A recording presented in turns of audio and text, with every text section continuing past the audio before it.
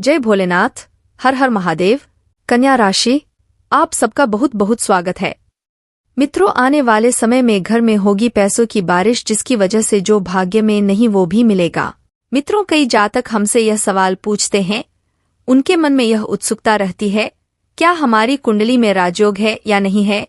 आज के इस वीडियो में हम आपको एक ऐसी सरल विधि बताने जा रहे हैं जिसका उपयोग करके आप स्वयं यह पता लगा लेंगे कि आपकी कुंडली में राजयोग है या नहीं है।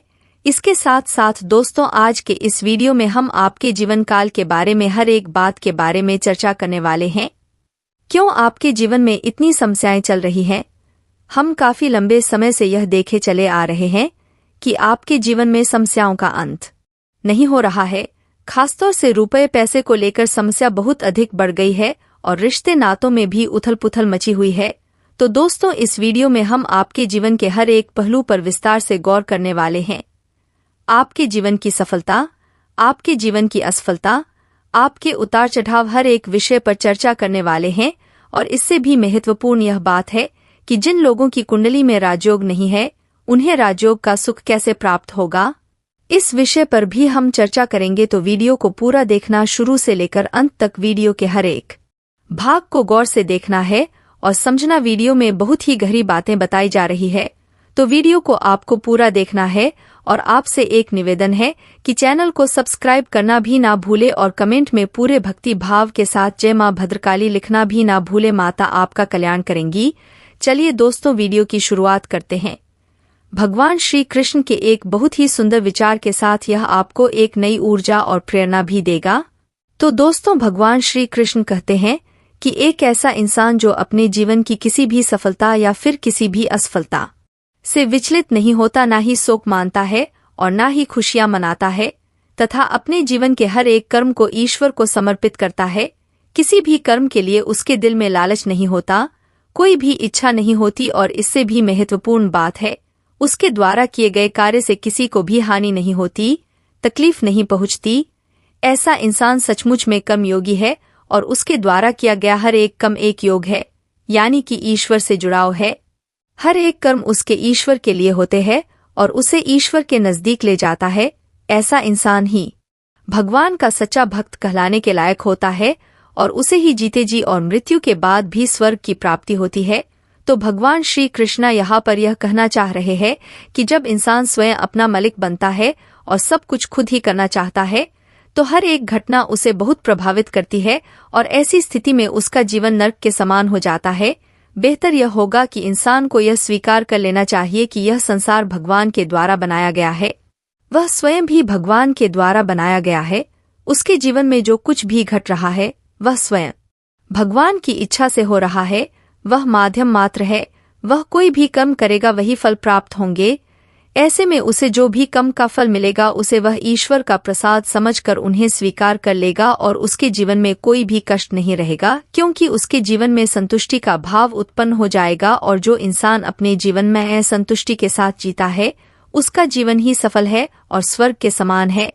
दोस्तों, यदि आपको भगवान श्री कृष्ण का यह सुंदर विचार अच्छा लगा है तो कमेंट में जय श्री कृष्णा, राधे राधे अवश्य लिखें और वीडियो को एक प्यारा सा लाइक करना ना भूले।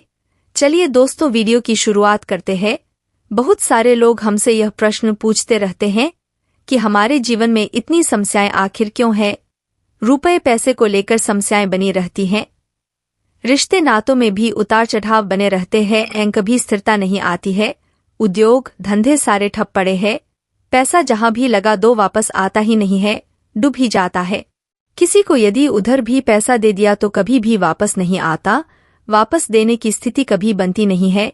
जी हाँ दोस्तों, यदि आपके जीवन में भी कुछ ऐसी स्थितियां चल रही है तो यह वीडियो केवल आपके लिए है। यदि आपको धन दौलत की समस्या है, रिश्ते नातों में भी यदि आपको केवल और केवल निराशा हाथ लग रही है, आपका जीवन भी उतार चढ़ाव से भरा हुआ है, तो यह वीडियो केवल और केवल आपके लिए है। दोस्त, पहले हम इस विषय पर चर्चा करेंगे कि आपके जीवन में रुपया पैसा क्यों नहीं आ रहा है, रुपये पैसे को लेकर दिक्कतें क्यों बनी हुई है। लेकिन उससे पहले दोस्तों, हम आपको बता दें कि आपकी ग्रहों की स्थिति अच्छी बनी हुई है, आपके ग्रहों की तरफ से आपको कोई भी परेशानी नहीं है।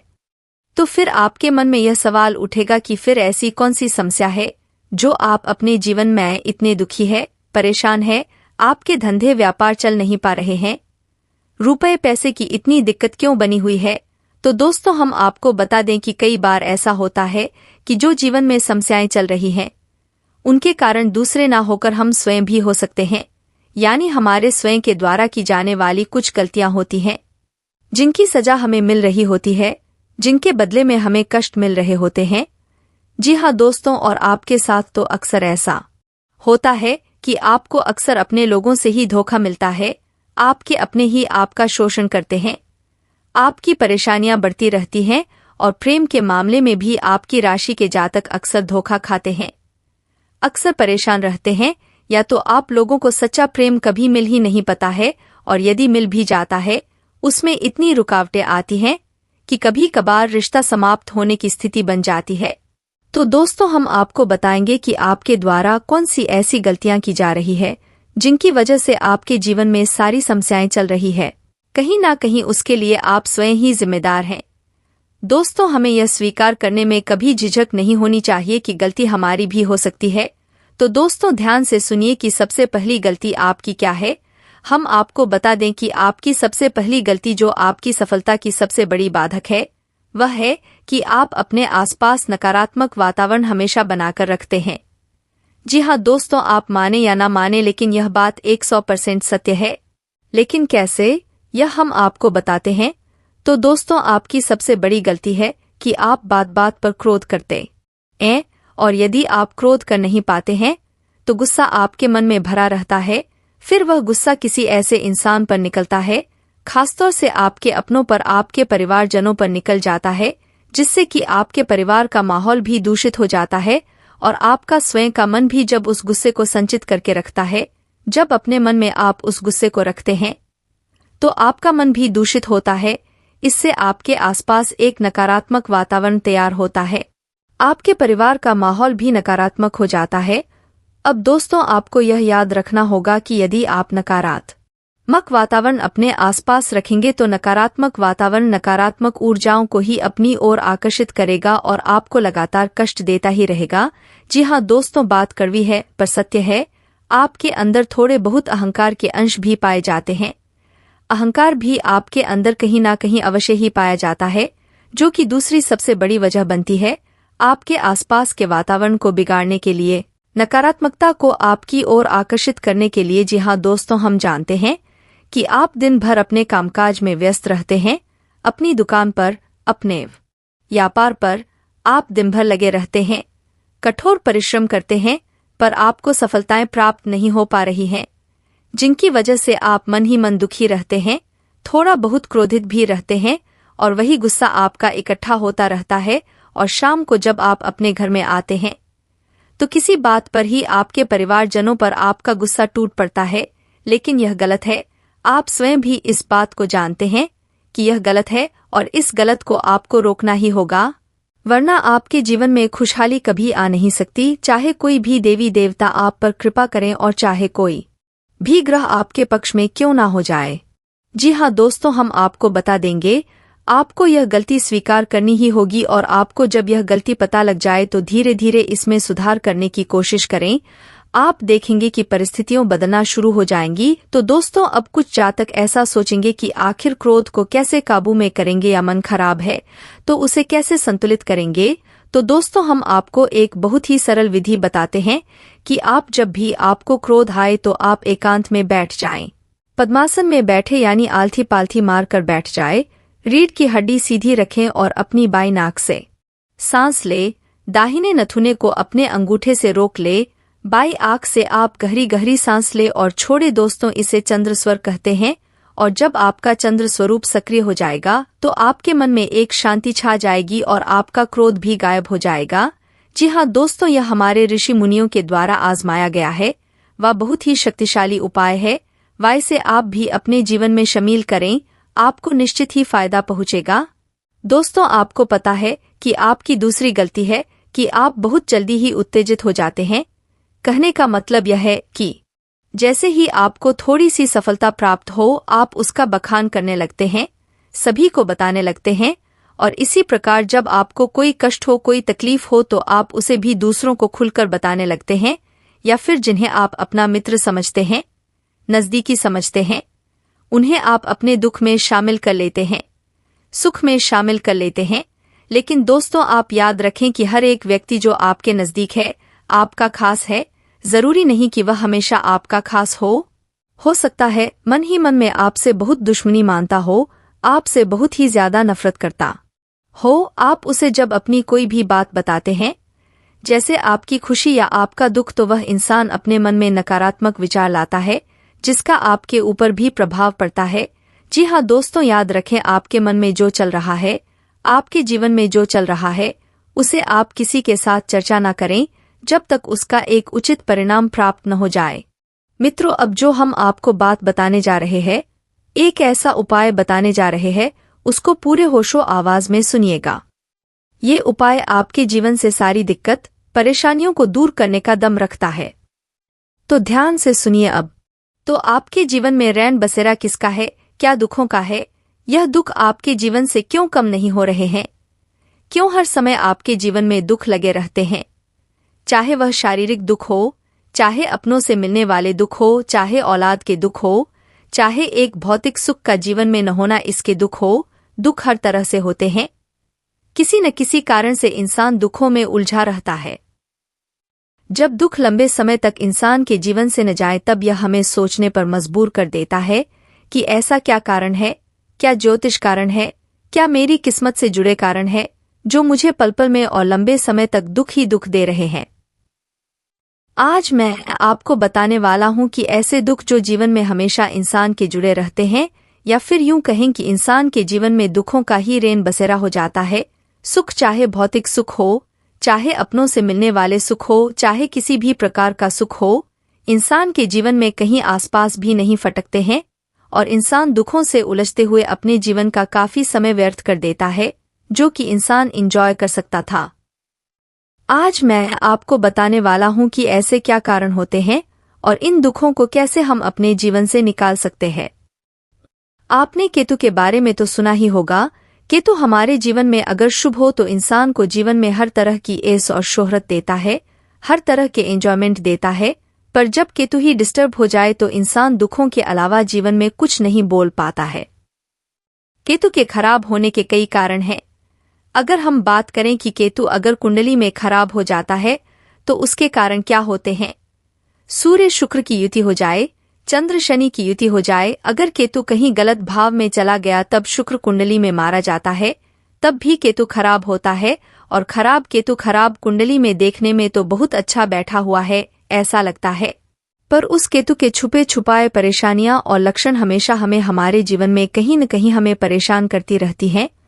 व्यक्ति चाहता तो बहुत कुछ है कि वो इंसान अपने जीवन में हमेशा सुखों को पाए, दुखों पर जीत हासिल करें और सुखों का आनंद उसके जीवन में, उसके परिवार में खुशियां लेकर आए। पर जब केतु डिस्टर्ब हो जाता है तब ऐसे केस पर लोगों की सलाह भी उल्टी पड़ जाती है, यानी कि वो अच्छे के लिए सलाह देते हैं या फिर कई बार तो अपने फायदे के लिए लोगों को सलाह देते हैं कि आप अपना मकान बेच दो, आप यह कर दो, आप औलाद को बेदखल कर दो। ऐसे ही सलाहों में भी इंसान फंस जाता है। जब केतु खराब होता है, इंसान को जो सलाह दूसरे देते हैं वो इंसान को परेशानी में डाल देती है। अब केतु अगर आपको लग रहा है इस तरह से आपके जीवन में दुख दे रहा है, वह शारीरिक दुख दे रहा है। शारीरिक दुखों में सबसे ज्यादा इंसान की हड्डियों में परेशानी की रेट करता है। इंसान के जॉइंट दुखते हैं, इंसान को पेशाब की दिक्कत होती है। यह सब दिक्कतें किडनी, पेशाब, हड्डियां, जोड़, यह सब केतु से देखी जाती है। अगर व्यक्ति के जीवन से लंबे समय तक दर्द नहीं जा रहा है तो समझ लीजिए कि यह केतु के बुरे लक्षण हैं। मान लीजिए केतु आपको बुरे लक्षण दे रहा है और आपको यह पहचान भी हो गई है कि केतु अब बुरे लक्षण दे रहा है, तो केतु के उपाय के लिए आपको क्या करना है। कुछ उपाय हैं जो कि केतु के असर को जीवन में आते ही उनको सही करने में काफी ज्यादा हेल्पफुल होते हैं। पहले उपाय की अगर हम बात करें तो वह होता है मछलियों को कुछ न कुछ देने का उपाय। आपके यहाँ कोई नदी नहर है तो आप वहां जाइए, मछलियों को 7 अनाज के आटे से बनी हुई गोलियां डालिए। आप किसी से सलाह लेने से पहले आपको पता है केतु आपका खराब है, बुरे लक्षण दे रहा है, तो कोई भी काम करने से पहले अपने आसपास कोई नदी, नहर, नाला तलाश लीजिए जहां पर मछलियां हो। आपने क्या करना है, आप सात अनाज जो होता है आपको मार्केट से ही मिल जाएगा। यह आटा, कुछ आटे की गोलियां बना लीजिए छोटी छोटी और जाइए उस नदी नहर के किनारे जहां पर मछलियां हो, वहां पर जाकर मछलियों को गोलियां डालिए। आप गोलियां डालेंगे तो आपके अंदर ऑटोमेटिकली सच्ची और अच्छी सूझबूझ देने की शक्ति आपको मिलेगी। यह शक्ति कैसे मिलेगी समझ लीजिए। सात अनाज का कारक जो है वह शुक्र ग्रह से संबंधित है। शुक्र ग्रह से संबंधित चीज हमने शनि यानी कि मछलियों के पास पहुंचानी है। मछलियों के पास पहुंचकर जो शनि के एजेंट है राहु और केतु, यहाँ पर केतु उच्च होता है क्योंकि शुक्र और शनि का जब भी मेल होता है तब केतु पॉजिटिव बनता है।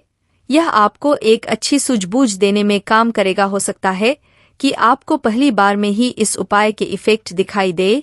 पॉजिटिविटी इतनी आएगी कि आप खुद महसूस करोगे, अच्छी सोच आपके अंदर जागृत होगी, अच्छा डिसीजन ले पाओगे, किसी के चक्रों में नहीं रहोगे, अच्छी तरह से डिसीजन लेकर अपने जीवन में संकट नहीं आने दोगे, नहीं कष्टों में फंस पाओगे और कष्ट चल रहे हैं तो उनसे निकल पाओगे।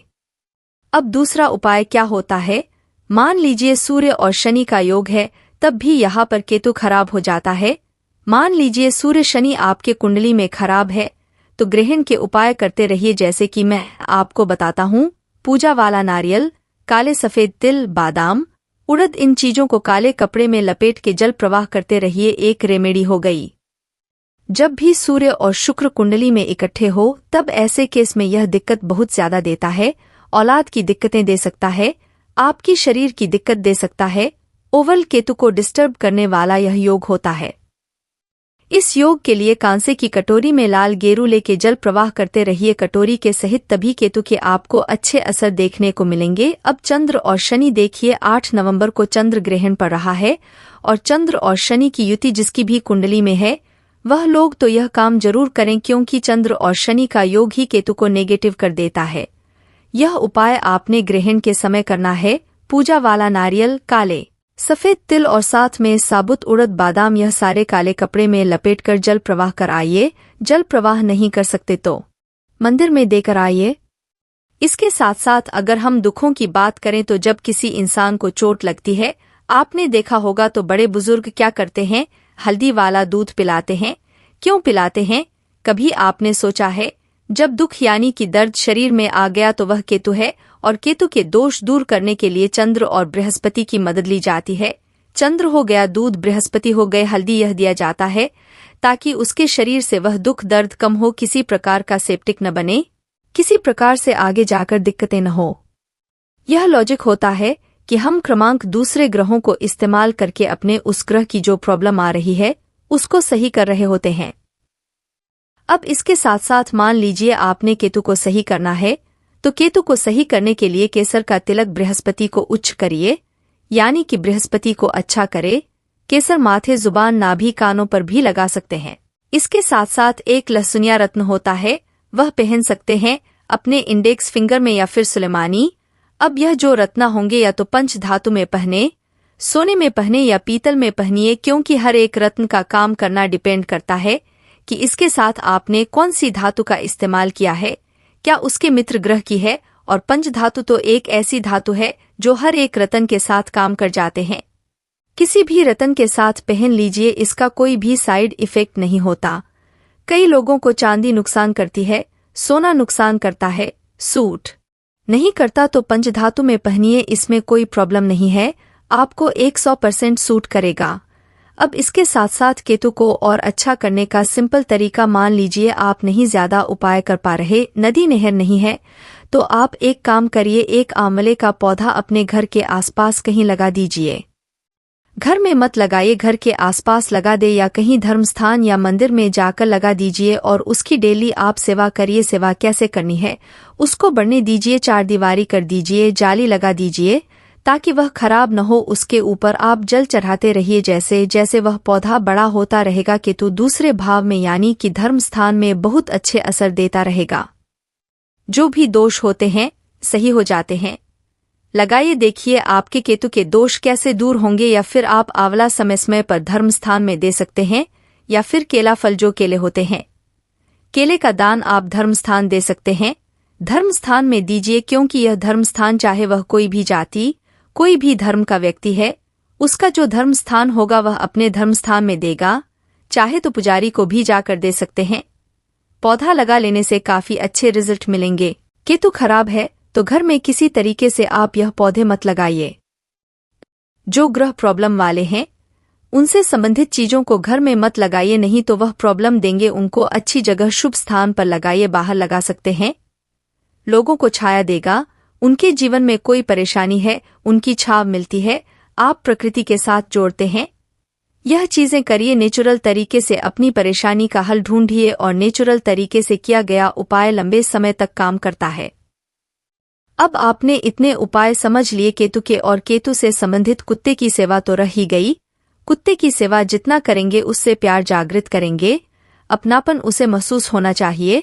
कुत्ता आपका इंतजार करें और वह कुत्ते जो गली मोहल्ला में होते हैं उनकी सेवा करिए। देखिए उसके अंदर प्यार जागृत होगा, वह आपका इंतजार करेगा।